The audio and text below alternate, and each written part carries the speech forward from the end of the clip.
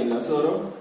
Y bueno, y también agradecer a todos los compañeros de la comisión de la UJS que organizó este curso.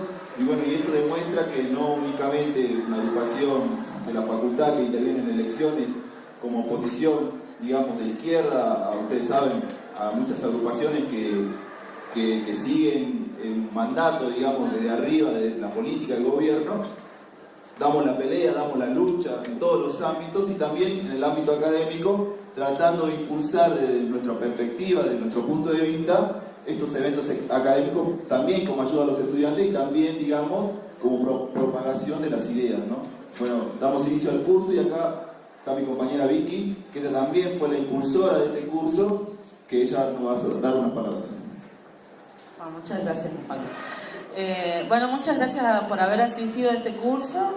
Es un orgullo para la UJS hacer esta clase de cursos, porque creemos en la educación pública y gratuita, porque sabemos que todos necesitamos esta clase de eventos académicos, los cuales nos nutren y nos ayudan a crear un espacio de real transformación social educativa, que es lo que nosotros queremos, ¿sí?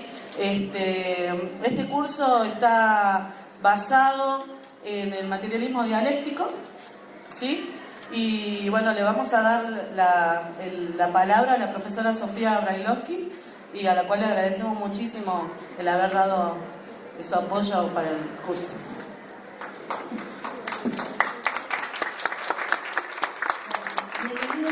Bienvenidas a esta casa de estudios. Muchos de ustedes son alumnos de esta facultad, otros no. Y la verdad que agradezco que me hayan invitado a colaborar, porque me parece que en esta casa es de debate de ideas, ¿no? Y quizás comentamos con otra profesora que la falencia es en formación de una cuestión básica que es el materialismo dialéctico. Que vemos por ahí en cuestiones posteriores otros desarrollos que se basan en el materialismo dialéctico, pero por lo menos en la carrera de educación es muy poco lo que se ve. Así que realmente me da como un orgullo que me hayan llamado a colaborar y a auxiliar en lo que haya podido, ¿no? Bueno, le agradezco la presencia del profesor Iñaki, que bueno, que va a comenzar el curso y espero que lo aprovechen, ¿no? Que le hagan preguntas, que surja debate, ¿no? Esto es lo que estamos precisando en la facultad. Bueno, muchas gracias.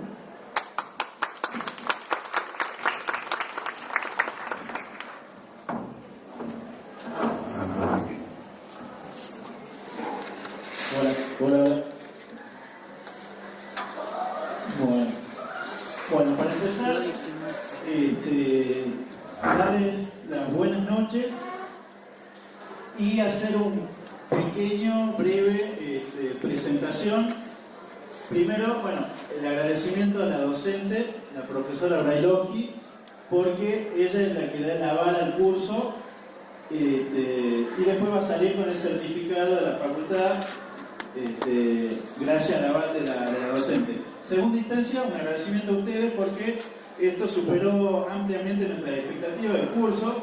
Se han inscrito más de 200 personas, tuvimos que cambiar de aula por la cantidad de estudiantes y de personas interesadas en el curso, lo que demuestra el acierto de tomar este tipo de iniciativas. Ahora voy a pasar a dar chivos y novedades. Como chivo, bueno, ustedes saben que esto es un curso gratuito. Nosotros somos defensores de la universidad pública, en donde todos puedan participar. Entonces, bueno, todo este tipo de instancias que hacemos desde el UJS son de carácter gratuito. Lo que sí los invitamos, y por eso pusimos la puerta, es una mesa de materiales, donde hay toda una elaboración en formato de periódico semanal que editamos, que se llama Prensa Obrera, y que los invitamos a que la adquieran. Hay el número vigente y varios números anteriores que están en una promoción, donde tiene una serie de artículos muy interesantes, no solo de política, sino artículos de interés general, posiciones con respecto a las luchas sindicales, las posiciones con la situación política y la situación política internacional, que está muy candente y muy en vilo por el problema de la crisis mundial. Bueno, acá me acercan el periódico, lo invitamos a los que se interesan, se acerquen y lo adquieran. Y bueno, está muy en vilo por la crisis capitalista mundial. No sé si ustedes vieron hoy, España está en una crisis con más de 6 millones de desocupados. Italia no puede cerrar un gobierno. Acá venimos de las elecciones post fallecimiento de Chávez, y que lo que genera es una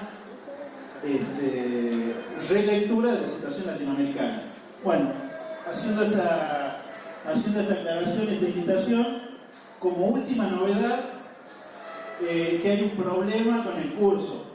La segunda clase estaba dispuesta para ser el martes 30, pero el martes 30, ustedes saben que el miércoles 1 de mayo es el Día Internacional de los Trabajadores, y nosotros, como miembros del Partido Obrero, vamos a hacer un acto internacionalista con los compañeros del Frente de Izquierda el día martes 30 a la tarde. Entonces, en primera instancia los invitamos a todos los que quieran a participar. Va a ser a las 7 de la tarde en Peatonal, y la posibilidad de ver cómo lo pasamos. Si quieren que lo pasemos a la segunda clase al jueves 2 y la tercera clase el martes 7, o si quieren que veamos alguna manera de recuperarla en alguno de los otros días a un horario similar a este. Queda abierto. ¿Cómo les parece? ¿Patearlo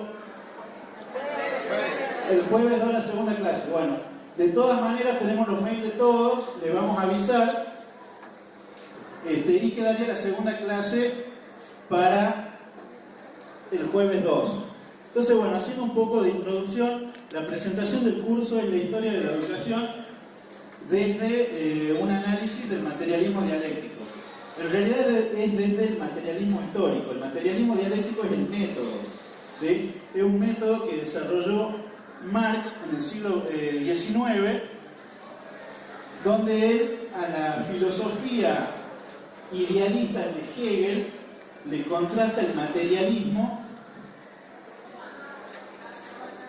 y a los materialistas, que le hace una crítica a los materialistas clásicos del siglo XVIII, por su mecanicismo, le agrega este factor dinámico que es la dialéctica, ¿sí?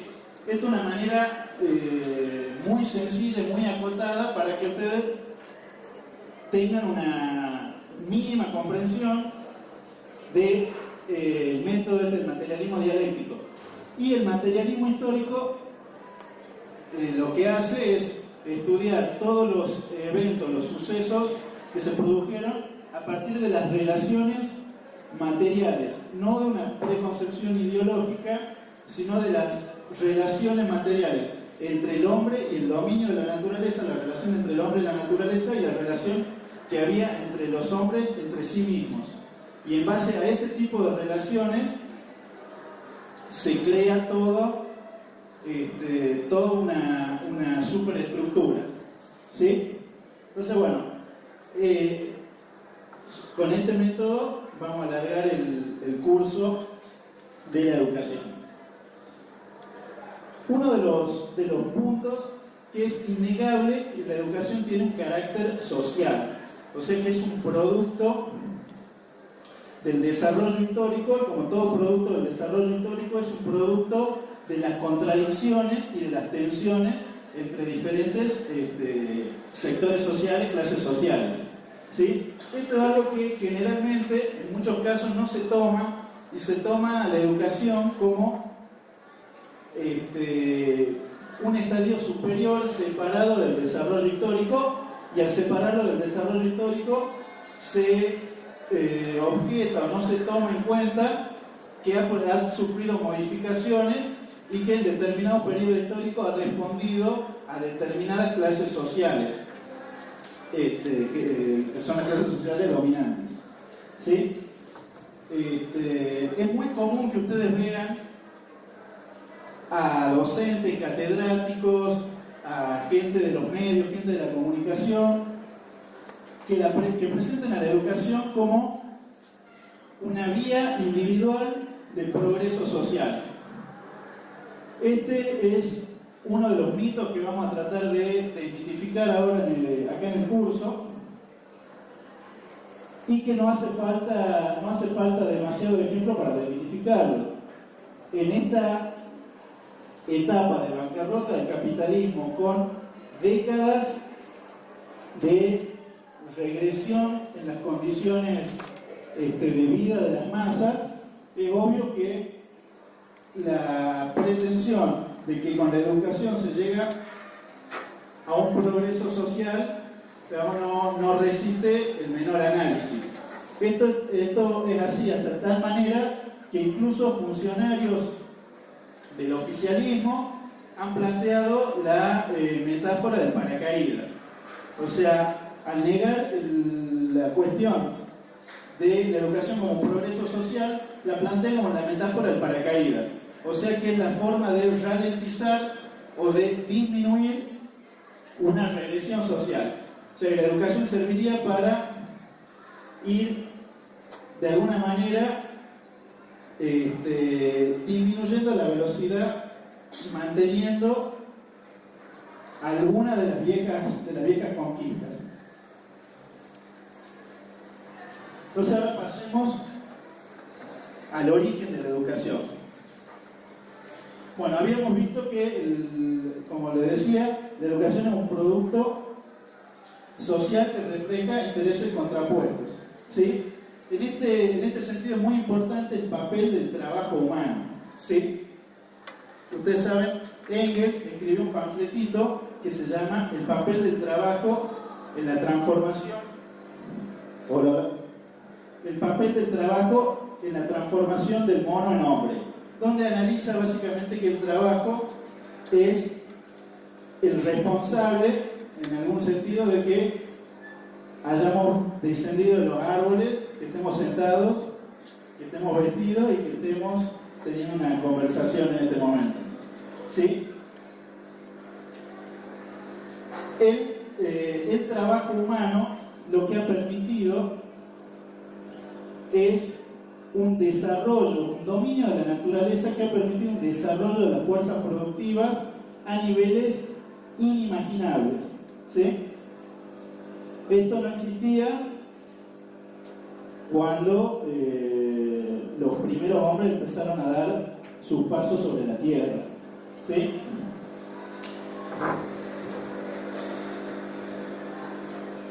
Al principio, en la etapa de la sociedad que fue la más larga de la historia de la humanidad, que se conoce vulgarmente como comunismo primitivo, el desarrollo de la fuerza productiva era totalmente escaso.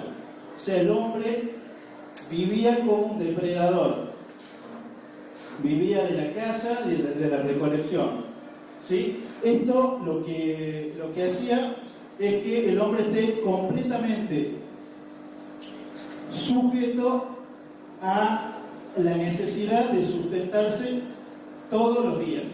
O sea, no tenía tiempo libre para sí mismo porque se moría de hambre. Tenía que estar todo el tiempo yendo a buscar, a cazar algún animal para alimentarse o yendo a recolectar algún fruto para alimentarse.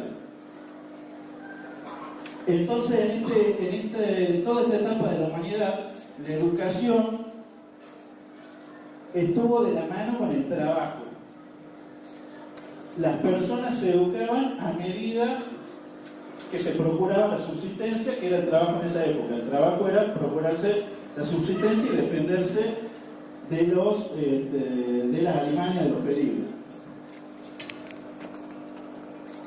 Entonces, bueno, hay una serie de antropólogos que estudian cuáles fueron las primeras escuelas de los hombres. Entonces, hay un libro de Evelyn Reed sobre la mujer que analiza las primeras féminas, que decía que tuvieron la tarea más difícil, que era la tarea de no tener maestros y de educarse sin maestros. Entonces, ella, también un científico que se llama Mason, terminaron creando una hipótesis de que los hombres, con la observación atenta de los animales, empezaron a educarse. Y el trabajo estaba dividido únicamente por los sexos, sexo masculino y sexo femenino. Entonces ustedes esto lo van a ver por ahí en películas de indios o en series, que los hombres hacen la danza del lobo, la danza del águila, la danza del zorro, o la posición en las artes marciales, en la película de Kung Fu vieja, la posición de la grulla, la posición de, no sé, del panda, la posición de todos los animales. Esto es producto de la observación de los hombres, que observaban los movimientos de los animales, observaban la forma de cazar, tratando de aprenderlas para ellos mismos, y las mujeres en el mismo sentido, pero con otros animales. Hay un estudio que plantea que las mujeres fueron muy observadoras del trabajo con arcilla que tenían diversos animales, como por ejemplo la avispa o las termitas, y se apropiaron de esto. De igual manera con las cuevas, los nidos y las madrigueras de los zorros, los pájaros y los bichos, como lugares de almacenamiento y de refugio. Entonces, durante todo este periodo de la humanidad, el hombre fue asimilando diversas conductas salvajes de los animales, y esa fue en mayor medida su educación.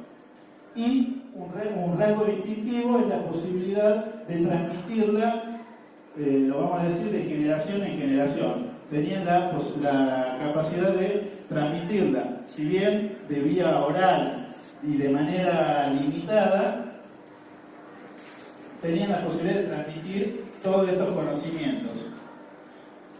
Y la educación de los niños era mixta. Comenzaban educándose con la madre, las tareas que hacía la madre mientras eran niños, y mientras iban abandonando a la niñez, los varones tenían la educación del padre, que era salir a cazar con el padre. Les pido un segundito, me olvidé de decirle cómo es el sistema del curso. La idea es que yo dé un breve informe, una introducción, y que después hagamos una ronda de preguntas, que es lo más rico de la charla. Así que todas las dudas que tengan las van anotando, y después vamos haciendo rondas de preguntas y vamos contestando, ¿sí? Volvemos al curso. Bueno, como les explicaba, así, digamos, se desarrolló el hombre durante la mayor parte de la historia de la humanidad, hasta que vino algo que se llama la Revolución Neolítica. Y la Revolución Neolítica es básicamente cuando el hombre comienza a dominar la agricultura y la ganadería. En este preciso momento que el hombre domina la agricultura y la ganadería, es la primera vez que el hombre tiene algo que se llama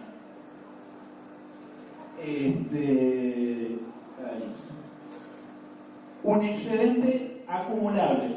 Es la primera vez que el hombre tiene la capacidad de almacenar excedentes acumulables. ¿Esto por qué? Porque una persona o 3 personas podían sembrar un campo entero de granos y después cosechar el producto y alimentar a muchísimas más personas que esas 3. De la misma manera que una persona podía criar un rebaño de cabras, un rebaño de ovejas o vacas, y después alimentar a toda la población.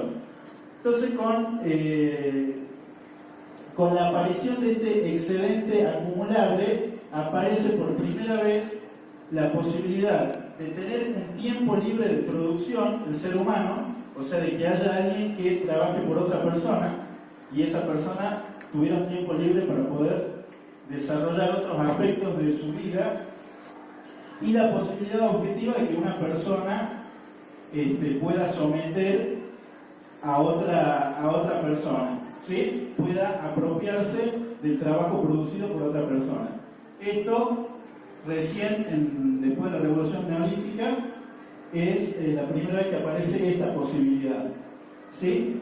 Entonces, cuando aparece el tiempo libre de producción, es la primera vez en la historia que aparece la posibilidad de tomar la educación como una tarea separada de la producción o del trabajo.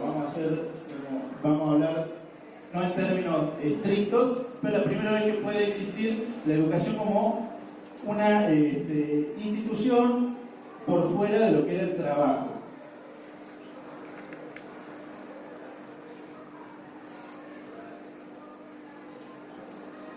Bueno, entonces esto se produce con las primeras grandes sociedades, que son las sociedades esclavistas, principalmente de Grecia y de Roma, y las sociedades que tenían lo que Marx denomina el sistema de producción asiático, que son los países del sudeste asiático y Egipto, ¿sí? ¿En qué se caracterizaba el modo de producción asiático? Muy sencillo, la tierra era propiedad de la comuna, existían las monarquías, existía la aristocracia, pero la tierra era de propiedad comunal. La única cuestión que tenía era que la producción estaba basada en la irrigación. Por eso ustedes ven, en Egipto, toda la producción se basaba en producciones a las orillas del río Nilo y en Asia a las orillas de los ríos y en los lagos. Entonces, ¿cuál era el organismo que podía regular, crear canaletas y crear obras hídricas para poder alimentar de agua a toda la zona? Era un poder estatal fuerte.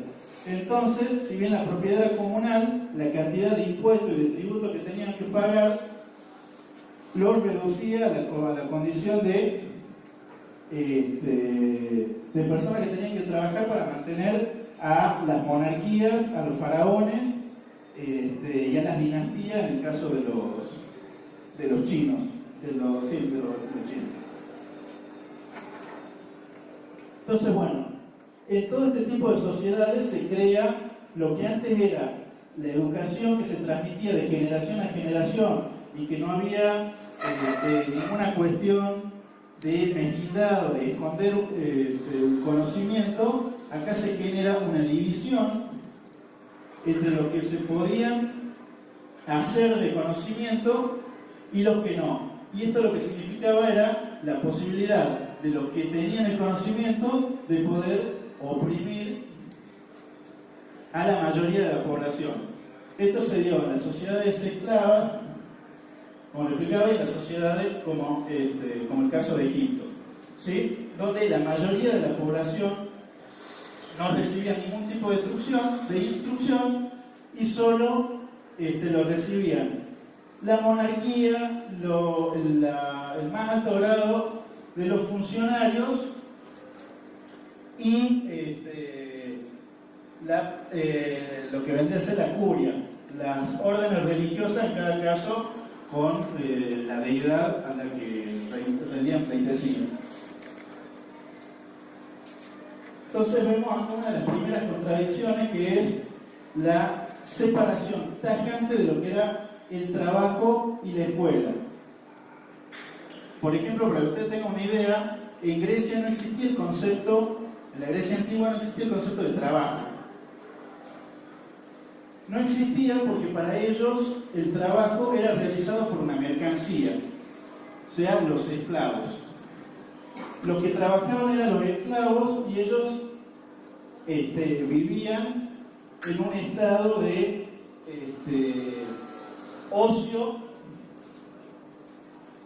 donde se desarrollaban a desarrollar su cuerpo, desarrollar las artes, desarrollar la posibilidad de elucubrar teorías filosóficas, cuando la mayoría de la población, que era la que sostenía económicamente, materialmente, ese tipo de sociedades, no tenía ningún tipo de acceso a la educación. Entonces se crea esta dualidad de escuela, no trabajo, y no escuela, trabajo. O sea, todos los trabajadores no tenían ningún tipo de educación y todo lo que reciben educación no forman parte del circuito productivo, no tenían ningún tipo de trabajo. ¿Y en qué se basaba la educación en la Grecia antigua? Básicamente en tres pilares, que era el desarrollo físico de las personas. Las Olimpiadas nacen en Grecia, una serie de deportes de resistencia física nacen en Grecia, el boxeo nace en Grecia, todo orientado a la expansión, a generar cuadros militares para la expansión. Eran sociedades expansionistas que subyugaban a los vencidos y los pasaban a la categoría de esclavos. Entonces, bueno, tenían una fuerte educación militar para tener cuadros militares que puedan conquistar nuevas regiones. Y después estaba la parte de la educación para la oratoria, que era una educación privilegiada para la nobleza, donde discutían y aprendían a discutir, a tener oratoria, a tener intervenciones en las reuniones. Ustedes saben que, bueno, la cuna de la democracia es Grecia. Cuando empiezan todos los debates, la capacidad de todos estos nobles de poder convencer a los otros y establecer, digamos, su posición. Entonces, bueno, como era una sociedad en continua expansión, dentro de lo que era la plebe, se tiene que imaginar, bueno, estaba la nobleza, los plebeyos y los esclavos. Y era una sociedad donde cada vez más se sostenía a través de los esclavos y la plebe se había convertido en una suerte de sociedad mercantil. Al expandirse por todo el Mediterráneo, lo que logran es por primera vez crear una economía mundial al nivel de lo que era el mundo conocido y civilizado de esa época, que era todo alrededor del Mediterráneo, o sea, la costa norte de África, sur de Europa, un poco de lo que sería Medio Oriente, y eso básicamente era el mundo conocido y civilizado de la época. Entonces establecen una suerte de economía mundial y empiezan a adquirir nuevos y más preponderantes papeles de esta clase comercial, que eran los comerciantes, que eran tipos de la plebe que habían empezado a acrecentar su fortuna con el comercio con las nuevas regiones. ¿Sí? Hasta ese momento, hasta ese momento, como yo les había explicado, que rechazaron cualquier tipo de trabajo los griegos, la educación era concebida como un trabajo. Entonces los educadores de ese momento eran plebeyos o esclavos, no eran nobles. La nobleza no tenía la potestad de educador, sino se hacían educar por plebeyos y hasta por esclavos. Entonces ustedes tienen desde el nacimiento de la educación donde ha sido puesto el papel de los docentes por la historia. Lamentablemente, digamos, en una posición siempre desde abajo tratando de remarla. Entonces, bueno, cuando los comerciantes empiezan a tener un papel preponderante en la sociedad griega, empiezan ellos a exigir también un nuevo tipo de educación. Y es acá cuando aparece una corriente que se llama los sofistas. Que los sofistas fue una corriente muy criticada por el hecho, ustedes por ahí lo van a ver en los libros, de que cobraban por la educación. Era lo que instalaban el criterio de que había que pagar, no estaba fijado, no estaba arreglado, no era algo impuesto, pero que se pagaba para adquirir los conocimientos. Y esto fue muy criticado por la sociedad griega, que fue muy criticado por el hecho de que se cobrara para dar educación. Ustedes me van a decir el tema de los grandes filósofos de la sociedad griega. Sócrates, Platón, Aristóteles. la filosofía de estos grandes filósofos y de la línea secundaria, lo que establecía en realidad era la educación de ciencias abstractas, ciencias perfectas. Lo que se discutía era matemática, era astronomía, el movimiento de los cuerpos celestes, el concepto de la idea del bien.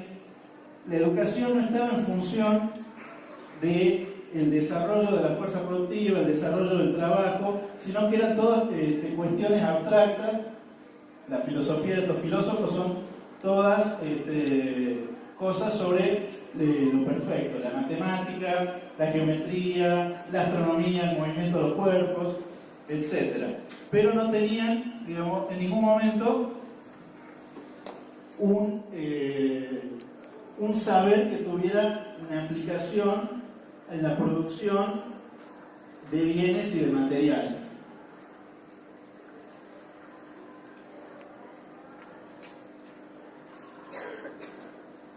Una cosa, una sociedad parecida era la sociedad de Egipto, donde estaban los faraones, la nobleza, la curia, que serían los religiosos, las órdenes religiosas, y una primera línea de funcionarios. Estos eran los únicos que podían recibir educación, donde estaban las escuelas de las ciencias y las escuelas sagradas para las órdenes religiosas. Y el resto de la población se contentaba básicamente con operaciones matemáticas mínimas para el intercambio de los bienes y con saberes mínimos. Después estaba el sector del artesanado, que eran los orfebres, los momificadores, que el conocimiento que tenían era básicamente el conocimiento de su propio servicio, su propio trabajo. Eran saberes que se pasaban primero de generación en generación. Generalmente los orfebres venían de padre orfebre, abuelo orfebre, toda una generación, y después se organizaron en torno a pequeñas cooperativas o escuelas de cada rama, y donde intercambiaban sus saberes. Esta era una línea intermedia de educación, y después el resto de la población no tenía absolutamente ninguna posibilidad de tener ningún tipo de educación. Y la última gran sociedad que vamos a ver en la charla de hoy es la sociedad romana, donde, al igual que la griega, tenían los patricios, que eran los nobles de la sociedad romana, los plebeyos y los esclavos. Y tenían la misma dinámica que Grecia, que era la dinámica de expandirse, conquistar y esclavizar y sostener su república y después su imperio en base a una dominación cada vez más grande de territorios y a una esclavización de un porcentaje cada vez más grande de personas. Entonces, lo que estaba era una política de permanente salida a conquistar nuevos territorios, con toda la expansión del comercio que llevaba a la conquista de nuevas tierras, ¿sí? Y después la producción era de tipo agrícola. Era de tipo agrícola y con una tecnología demasiado primitiva, ¿sí? Por la propia concepción de cómo se tomaba la producción. Era una producción de tipo esclavista, no iban a tener herramientas de alta tecnología a los esclavos. Por ejemplo, no le iban a dar herramientas de metal a los esclavos con los que pudieran romper sus cadenas, sus grilletes y escaparse, o enfrentar a los patricios. No iban a darle animales de mucho porte para la producción agrícola, porque o los mataban y se los comían, o se escapaban con los animales. Entonces era una producción terriblemente artesanal que producía escasa producción.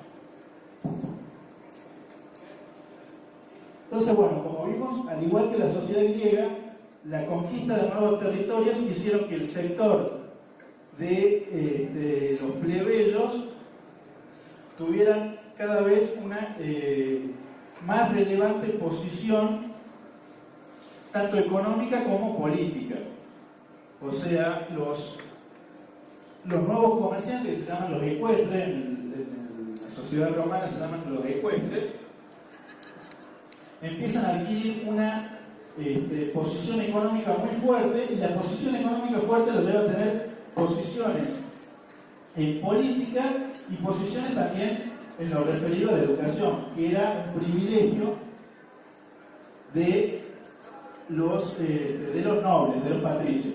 Para que usted tenga una idea, cuando Roma, el Imperio Romano conquista Grecia, se dieron cuenta del nivel cultural que había llegado a Grecia, y lo que hacen es que cada patricio se traía uno o dos griegos para tenerlo como una institutriz. Y también tienen un nombre muy llamativo para ahora, que se llamaban los pedagogos. Los pedagogos eran unos virtuales esclavos de los hijos de los patricios que se encargaban de educarlos. Y tenían este nombre, pedagogos. Entonces, bueno, todo este sector de los ecuestres empiezan a pujar para adquirir también conocimientos. De una manera parecida a la que le habían hecho los sofistas en la sociedad griega. En un principio, el cuerpo patricio se negó, intentó reprimir este tipo de revueltas, pero finalmente, viendo que eran incapaces de contrarrestar un proceso general, lo que hicieron fue regimentarlo. ¿Cómo regimentarlo? Bueno, instituyendo las leyes con los planes de estudio, con lo que se tenía que educar, cuáles eran los contenidos y cuáles eran los contenidos que no se podían dar.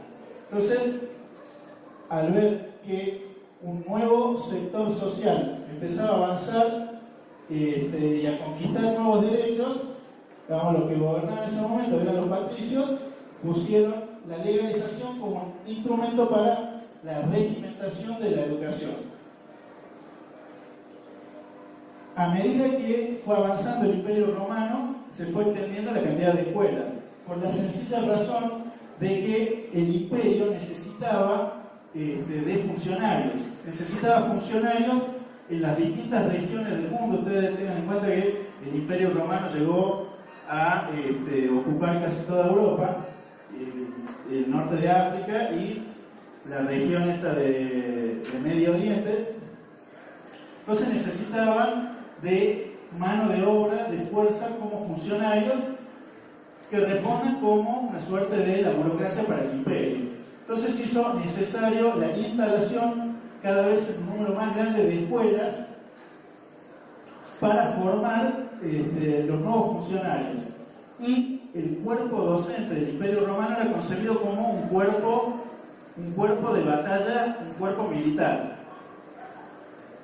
Los principales defensores después de los soldados del Imperio Romano eran los docentes de esa época, que instauraban una educación en base a la sujeción al imperio, a las normas del imperio, a la lengua del imperio. Se impartía el lenguaje que se hablaba oficialmente en el Imperio Romano, los pesos y medidas para unificar del Imperio Romano. Entonces significaban una regimentación al imperio muy fuerte, mucho más fuerte que la que se da por la guerra, ¿sí?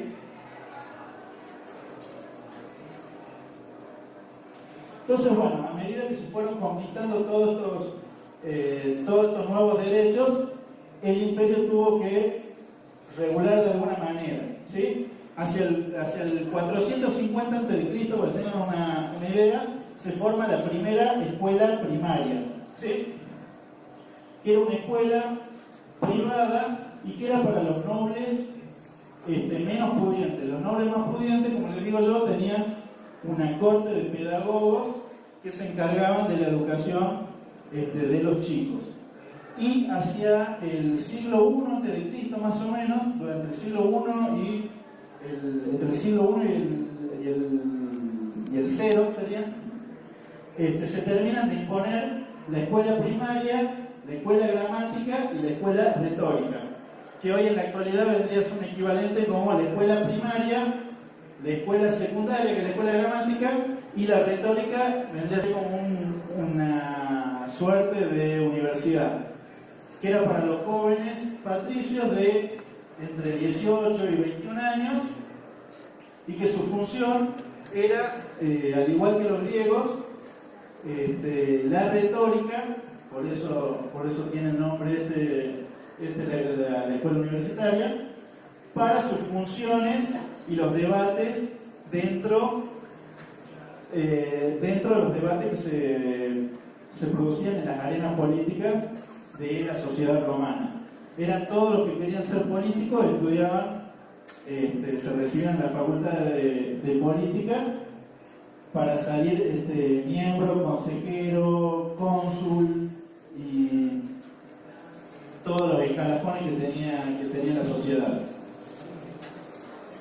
Después de esto, bueno, como yo les expliqué, se tuvo que empezar a reconocer e instalar las escuelas, al punto que ya para el año 400 después de Cristo se prohibió la educación privada. Esto como una manera de profundización de la regimentación, donde absolutamente el Estado tenía que controlar cuáles eran los contenidos que se vertían, cuáles eran los contenidos que se daban, cuál era el programa acorde para el momento.